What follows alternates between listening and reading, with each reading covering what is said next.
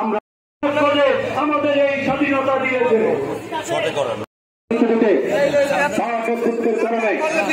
আমরা আদালতের মাধ্যমে একটা স্বাধীন বাংলাদেশের জন্য এবং সেটার জন্য ফেব্রুয়ারি মাসে জাতীয় নির্বাচনের সামনে রেখে সবাইকে আমাদের কাজ করতে হবে।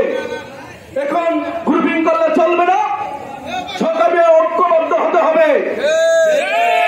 বিভিন্ন ষড়যন্ত্র চলছে, এই ষড়যন্ত্র মোকাবিলা করতে হবে। আপনারা যদি ঐক্যবদ্ধ থাকেন, এই ষড়যন্ত্র কুড়াফোড় করে কেউ আমাদের এই জাতীয়বাদী দলকে কিছু করতে পারবেন ইনশাআল্লাহ। আমাদের প্রধান হাতিয়ার হচ্ছে এই দেশের জনগণ। জনগণই হচ্ছে আমাদের প্রধান হাতিয়ার। জনগণকে দিয়ে আমরা মোকাবিলা করবো ইনশাআল্লাহ। বাংলাদেশ জাতীয়তাবাদী স্বেচ্ছাসেবক দল আগামীতে আরো কঠিন নেতৃত্বের মাধ্যমে এই দলকে আরো সুসংগঠিত করবে। আপনার সাথে থাকবেন সুশৃঙ্খল ভাবে। আমরা পরবর্তী কর্মসূচিটা সফলভাবে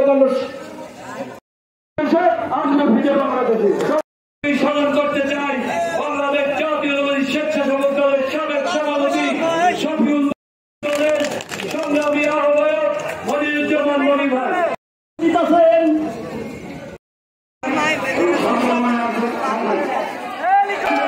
নির্বাচন হবে, সেই নির্বাচন সম্পর্কে যদি অন্য কোন ভুল সংগঠন না জানাবে তাদেরকে প্রতিহত করবে ইনশাআল্লাহ। নির্বাচন ইনশাআল্লাহ এই বাংলার মাটিতে হবে ইনশাআল্লাহ। সেই লক্ষ্যে সবাই কাজ করবেন। 31 দফা সম্পর্কে ঘরে মাঠে বাজারে সবাইকে বুঝাবেন। 31 দফার মধ্যে বাংলাদেশের 31 দফার মধ্যে দেশত্যাগ যারা তারেক রহমান বিস্তারিতভাবে আলাপ করেছে সেইগুলোর মানুষকে বোঝাবেন। আমি আমার বক্তব্য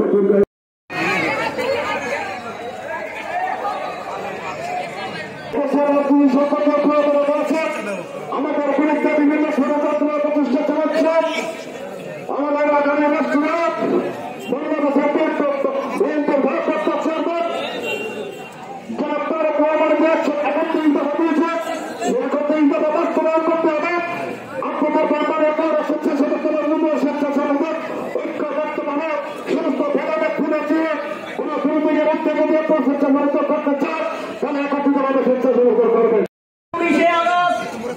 সাংবাদিক কবি সিরাজ ভাই আহ্বায়ক ওই থেকে এদিকে একটা ভাগ হবে।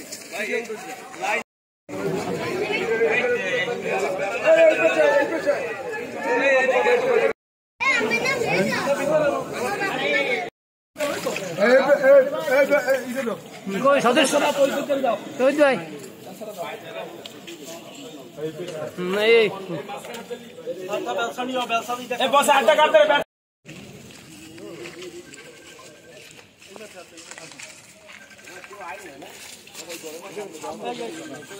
পলিথিন মলিথিন না ভাই।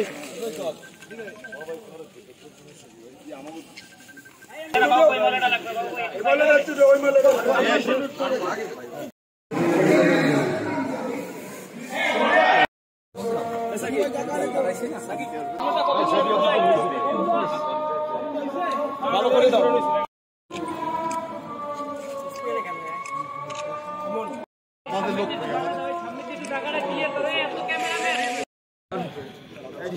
মোবাইলটা 13 139